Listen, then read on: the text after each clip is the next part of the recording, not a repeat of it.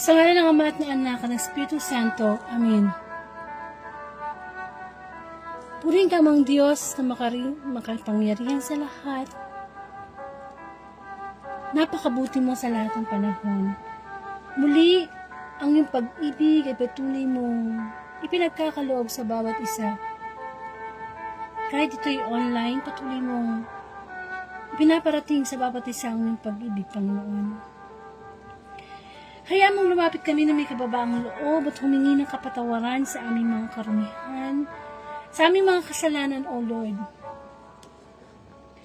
Patawarin mo kami, Panginoon, sa mga pagkakataong nasaktan ka namin dahil sa aming kahinaan. At sa mga oras ay ito, humingi po kami ng paglilinis. Nawa, focus namin ng aming isipan at aming espiritu sa iyong mensahe, Panginoon. Ang ibang lingkod ay bigyan mo ng kababaang loob na mapahayag at magpagamit lamang bilang daluyan ng iyong mensahe. Hindi ang kalooban namin, kalooban ko, makapangyari, kundi ang kalooban mo, Lord. Panginoon, marami kaming karamdaman, Panginoon. Pisikal. Ngunit ang karamdamang espiritual ang hinihingi namin pagalingin mo sa mga oras na ito. Tulungan mo kami, Panginoon. Di kami makagalaw dahil sa pagkaalipin sa amin ng mga kasalanan. Turuan mo kaming gamitin ang kapangyarihan na ipinagkaloob mo sa pamamagitan ng Panginoong Jesus, sa pamamagitan ng kapangyarihan ng kanyang kamatayan at ng kanyang muling pagkabuhay.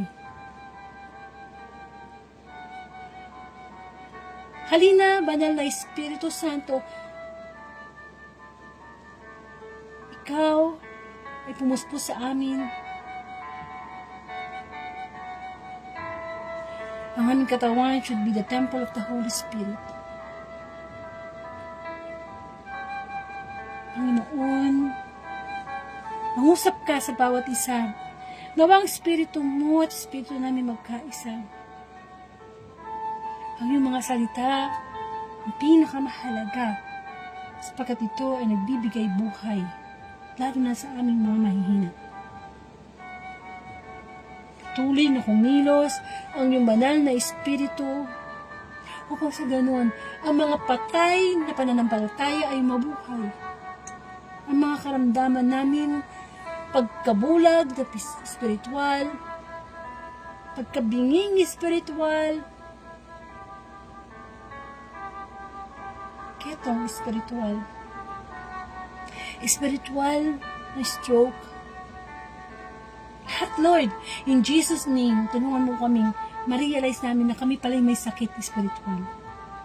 Ang lahat ng ito'y dalangin ko po sa iyo, Ama, sa pangalan ng Anak, kaysa ng Espiritu Santo. Amen.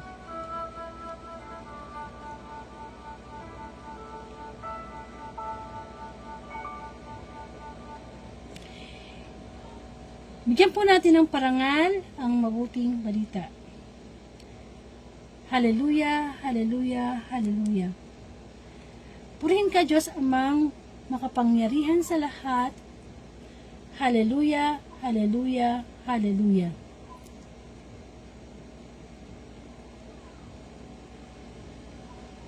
Ang Diyos ay Espiritu at siya'y karapat-dapat na sambahin sa Espiritu at katotohanan.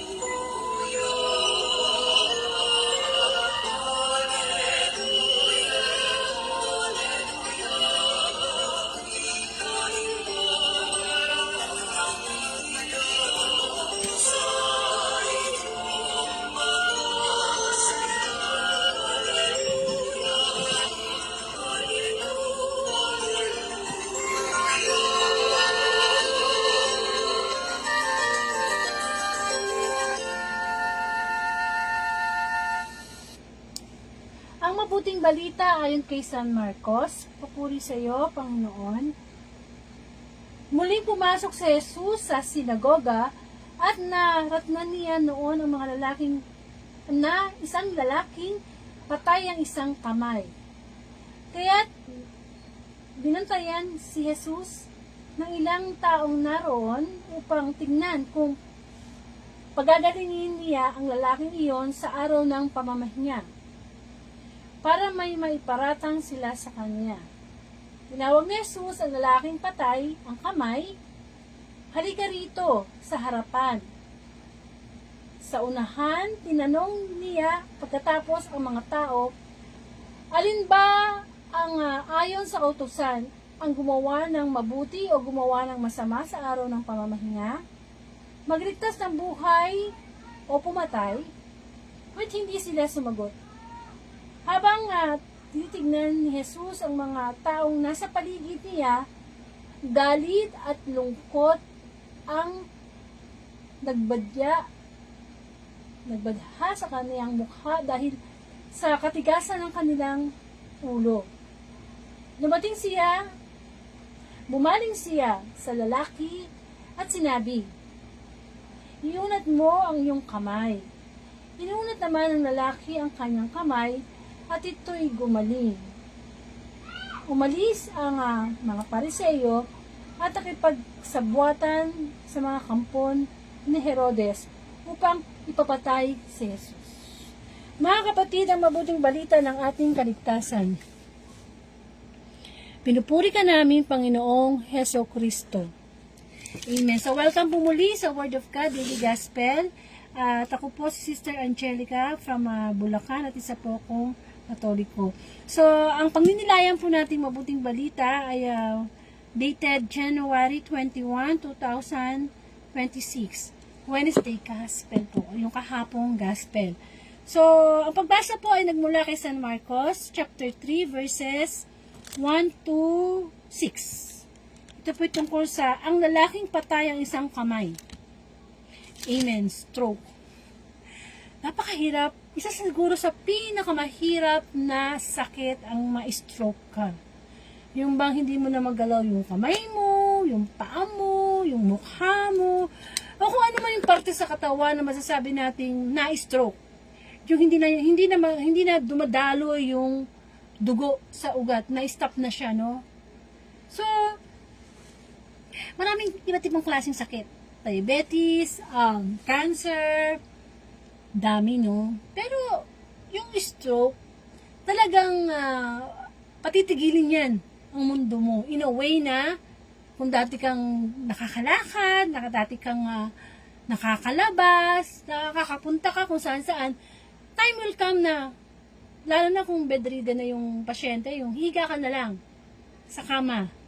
At para kang bata na muli kang pagsisilbihan, susubuan ka ng pagkain, idadiaper ka, papaliguan ka, kung anong mga bagay na ginagawa usually sa mga batang hindi nila kaya pang asikaso yung kanilang sarili, yun usually ang ginagawa sa taong na stroke.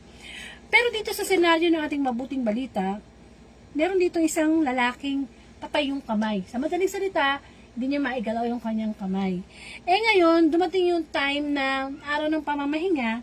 So, alam mo na, ang mga marites, ang mga eskriba, mga dalubhasa sa kasulatan, naghahanap sila ng butas sa Panginoon. Ano ba, magpapagaling ba to sa araw ng pamamahinga? Bawal yan. Di po ba? Pero, hindi. Ang Panginoong Jesus, araw ng pamamahinga o hindi, patuloy ang kanyang misyon sa pagpapagaling ng mga tao. Lalo na yung mga talagang nagtitiwala sa kanya at malakas at malaki ang pananalig.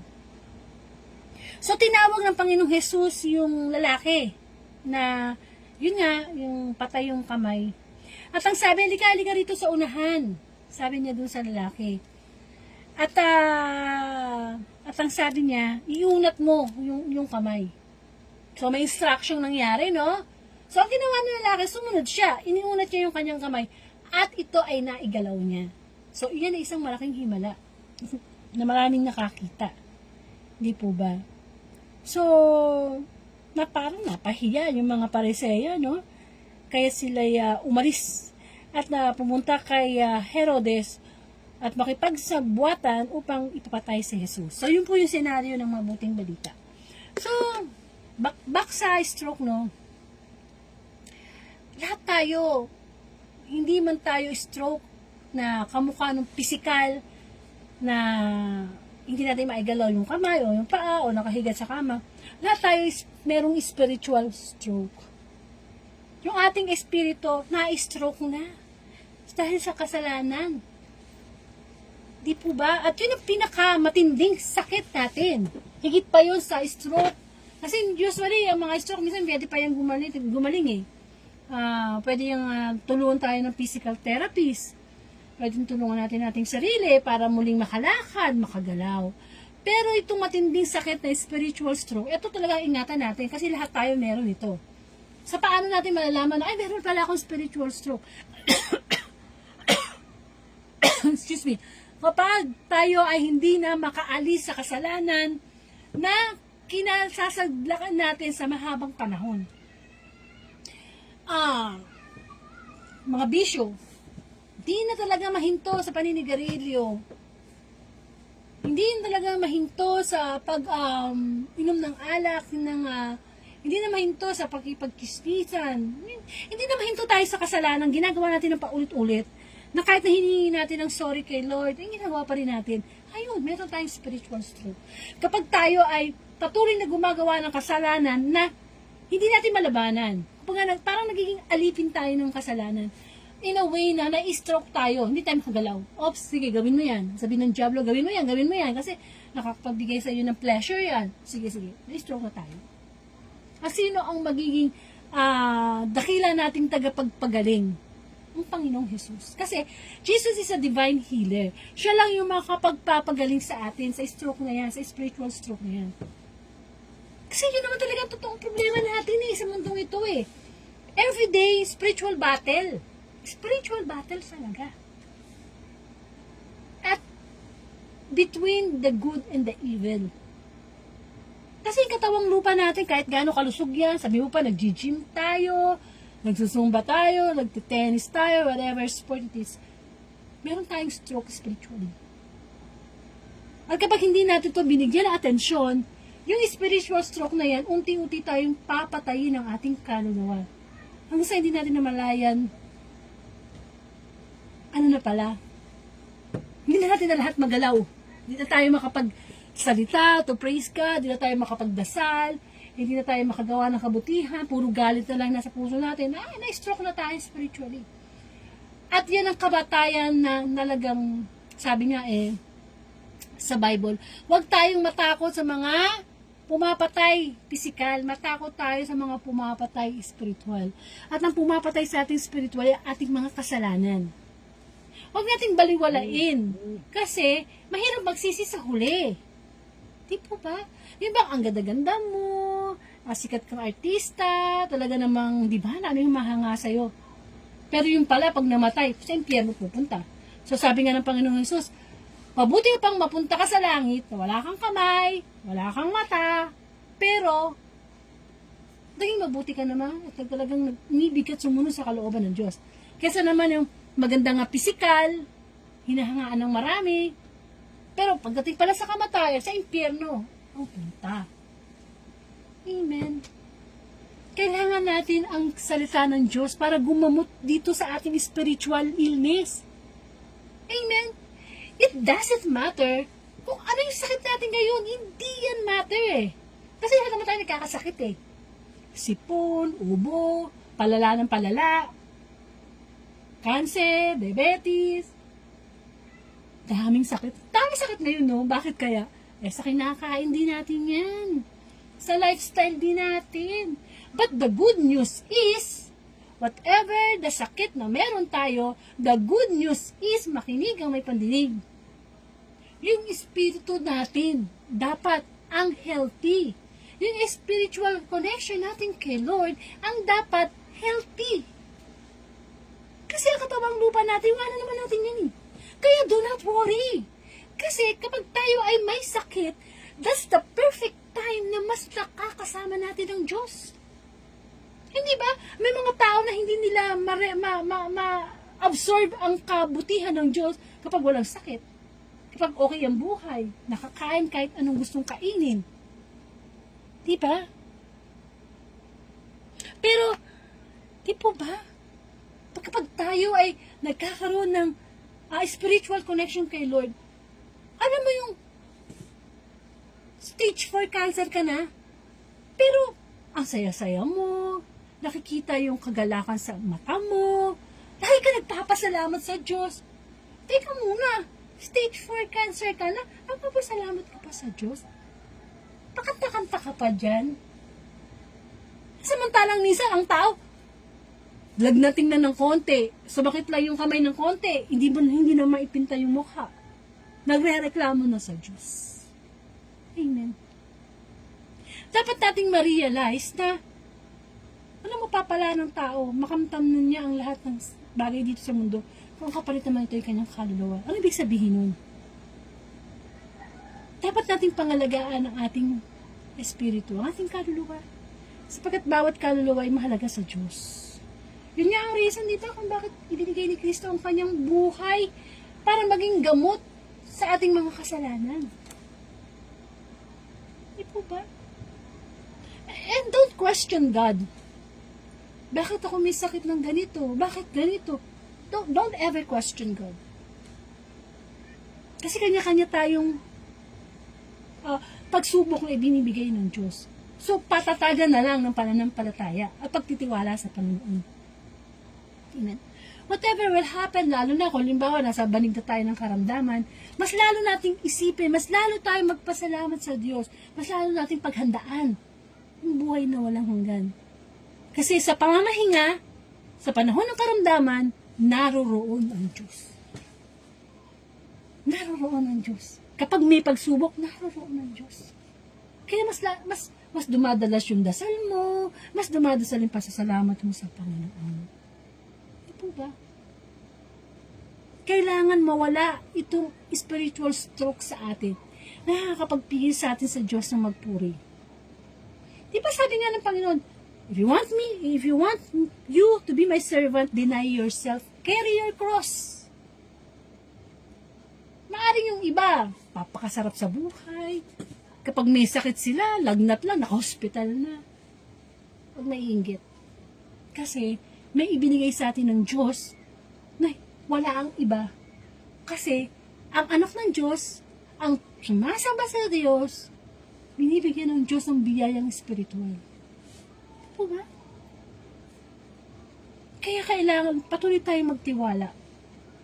Kasi ang kayamanan sa langit, ang tahanan sa langit, minumahalaga. Kasi hanggang binibigyan pa tayo ng Diyos ang panibagong araw, panibagong buhay, kasi na ibig sabihin yan, mahal tayo ng Diyos, pinagpapala tayo ng Diyos. At hindi natin dapat sukatin ang ating kasiyahan, ang ating contentment sa mga material na bagay. Kasi kung magtitingin lang tayo sa mga ganon, kung na lang, pangmundo lang yung ating isipan. Di po ba? Lagi nating isipin na mapalad ang mga taong wala lang inaasahan kundi ang Diyos. Mapalad ang mga taong nahahapis at ang Diyos ang magbibigay ng kasiyahan. Kasi, Alex, hindi mo mapaliwanag yung eksaktong word na gusto mong gamitin para i-describe kung gaano kabuti ang Diyos. Sa kabila ng mga paghihirap, kakulangan, pero parang hindi kulang. Actually, pag nasa Diyos ka, mayaman tayo eh. Mayaman pa tayo sa pinakabilinaryo dito sa mundo. Bakit? Kasi nasa Diyos na lahat ng kayamanan eh. At ang Diyos ang kayamanan. Minsan hindi natin naintindihan yun eh. Kasi kung patuloy tayong mabubuhay, sabi nga live by faith, not by sight. Kung patuloy tayong mabubuhay sa nakikita lang natin, lalo na sa social media, ang lakas-lakas nakapag-impluwensya ng social media. Na kailangan pagka kayo manggi ka, kailangan bumili ka ng mga pampaputi, mga ganyan, para bang, diba? Kaya dapat malakas yung connection natin kay Lord. Para hindi tayo napaparalyze. Yung pag-share ng Word of God. Diba? Kamukha nito, pwede nito i-share sa timeline nyo. O kaya sa YouTube, may mga gospel everyday dyan. Huwag tayong pa-stroke, huwag tayong patigil. Ay, hindi naiya ako eh. Ayoko i-share kasi baka mamaya isipin ng ganito. Di ba, nagbabait-baitan ako, ganun. Hindi. Tayo ay inutusan ng Diyos na patuloy na ibahagi ang mabuting balita online. Kasi nagtatrabaho sa Diablo online. Huwag tayo papigil kasi once na hindi tayo gumagawa ng kabutihan ayon sa kalooban ng Diyos, nagkakaroon tayo ng spiritual stroke. Kahit sabihin mo pang nakahiga ka na dyan sa kama, may magagawa pa tayo. May mga kamay pa tayo eh. Actually, yung nakakakita tayo, ay napakalaking blessing mo yan. Napakalaki. Siguro, for me personally, yung mabulag ka, wala ka nang makita kahit ano, ay, grabe yun. Matindi pa yung sa stroke, matindi pa yung sa cancer. Wala ka nang makita. Pero the mere fact na nakakakita pa tayo, nakakapagsalita pa tayo, may mga taong hindi makatulog, kailangan pa ng sleeping pills, may mga taong hindi makakain, kailangan pa blender yung kanilang pagkain. Daming dapat ipagpasalamat sa Diyos. At hindi mauubusan ng Diyos ng pagpapala sa atin. Ano lang sabi nga ng Panginoon? Dapat maging naman ng ating isipan ay mga bagay na kapuri-puri, marangal, mabuti, malinis. Huwag natin lagyan ng basura ang ating isipan. Maaring kawawa tayo sa harap ng tao, pero dakila tayo sa harap ng Diyos. Yun ang dapat. Di po ba? Kasi ang pagkakaroon ng isang Diyos sa ating buhay, himala na yan eh. Kayamanan na yan eh. Yung mga material na bagay, palabok na lang yan. Amen. Kaya, magkaroon tayo ng pagninilay sa buhay natin. Ano pa ba yung mga spiritual stroke ko? Meron pa ba na nakakapagpigil sa akin, sa atin na gawin to para sa kapurihan ng Diyos? Di po ba? Ipinagninilay sa atin ng mabuting balita. Tanggalin natin. Kasi talagang mahirap magbago eh. By our own. Kailangan natin ng Diyos. Hindi tayo makapagbago totally kung sa sarili lang nating lakas, sapagkat tayo ay likas na makasalanan. Pero lagi nating purihin ang Diyos, sapagkat sa bawat pagsubok, naroon ang Diyos. Sa bawat karamdaman, naroon ang Diyos. Sa bawat kakulangan, naroon ang Diyos. At pagyayamanin niya tayo. Yan ang pagkahangarin natin, ang yumaman tayo sa pag-ibig sa Panginoon. Amen. So, magkaroon po tayo ng closing prayer. Sa ngalan ng Ama, at ng Anak, at ng Espiritu Santo. Amen. Purihin ka, Diyos, amang makapangyarihan sa lahat. Maraming pong salamat sa pagpapaalala niyo po sa amin sa aming mga spiritual stroke na patuloy na naranasan at pabalik-balik na naranasan. We're fighting. Ang totoo talaga namin problema, Panginoon, ay ang spiritual battle. Tulungan mo kami, Panginoon. Idinadalangin ko si Brother Danny de Guzman Dayaw. Okay? Kung ano po man ang niloloob ng kanyang puso, ang kanyang kahilingan, kanyang panalangin, Panginoon, ipagkaloob mo according to your will, my Lord. Lord, mas bigyan mo siya ng kalakasang spiritual, Panginoon. Ano man ang karamdaman niya sa oras na ito, ay higit na kagalingang spiritual ang ipagkaloob mo sa kanya, Panginoon. In Jesus' name, Panginoon, kahabagan mo ang iyong abang lingkod. Bigyan mo siya ng tahanan sa iyong bigyan mo siya ng lugar, ng silid sa iyong tahanan, Panginoon. Bigyan mo siya ng mga pagpapalang spiritual, Panginoon. Patuloy siya magtiwala sa kabila ng mga pagsubok. Ang pagsubok na patuloy na magliliyang sa kanya sa apoy ng pagsubok upang lalong kuminang dumalisay ang kanyang pananampalataya at pag-ibig niya sa iyo, O Diyos. Gayon din, Lord, si Sister Lucy Roque na nasa banig ng karamdaman na stroke na hindi na makagalaw. Lord, patuloy mo pa siya bigyan ng pag-asa, nawa, makapagbalik siya sa kanyang pagte-therapy. Nagahari lamang sa kanya ang takot, ang sakit, the pain, physical, at lahat ng resources nasa kanya na Lord, ang pera, ang pamilya, kaya lang nagahari sa kanya ang takot. In Jesus' name, Lord, give her the katapangan, spiritually Panginoon. At lahat ng mga, lahat Lord, kami may spiritual stroke, Lord. Tulungan mo kami na dumaloy ang iyong kapangyarihan upang gumaling kami spiritually. Ama namin, sumasalang ka, sambahin ang ngalan mo, mapasa amin ang kaharian mo. Sundin ang loob mo dito sa lupa para nasa langit.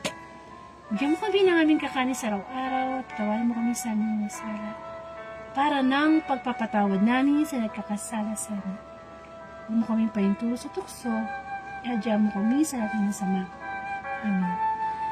So maraming salamat. Paki-share na lang po itong gospel sa inyong timeline, sa inyong GC, para yung may mga Facebook friends natin na may spiritual stroke. Lahat naman tayo eh. Actually, kahit naman naglilingkod ka na sa Panginoon, nandun pa rin yung spiritual stroke natin. Pero may awa ang Diyos na ito'y patuloy na gumaling. Huwag na nakakalimutan, no, the greatest miracle of God, of Jesus Christ, is yung mapagbalik loob ang isang masamang tao na maging alagad ng Diyos. Amen. So, yun po. So, maya-maya, susunod po ang January 22, 2026. Thursday Gospel. No? Sa pahinga lang po tayo sandali. Abangan nyo na lang po yung pagla-live ng inyong abang lingkod para sa mensahe, pagkaing spiritual.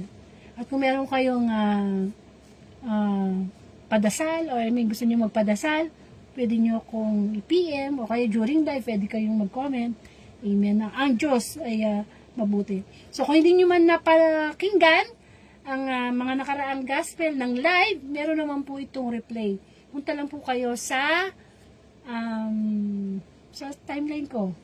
Andun po yung mga ang mga gospel everyday. Or sa YouTube channel ko, Angelica Dorde, nandun po yung mga everyday gospel. Kasi ngayon, nagbago na si Facebook eh. Kapag halimbawa, nag-live ako ngayong araw na ito, 1 month lang magstay yung live ko sa timeline ko. After 1 month, binubura na ni Facebook yung live. Kaya ang ginagawa ko, tinatransfer ko siya sa YouTube. So, kung mawala man siya dito sa Facebook, punta kayo sa YouTube ko. Nandoon po yun. Since 2019 hanggang sa present, nandoon po lahat yung salita ng Panginoon. At balang araw, ayon sa kalooban ng Diyos, magkakaroon tayo ng time uli na mag-ask ng mga guests, ng mga Catholic preachers sa iba't ibang lugar, para sila yung magbigay ng reflection, tayo po yung host. Sa ngayon po, medyo busy po tayo, pero inapadalangin ko na magbalik uli yun, no? So, maraming pong salamat, and to God be the glory.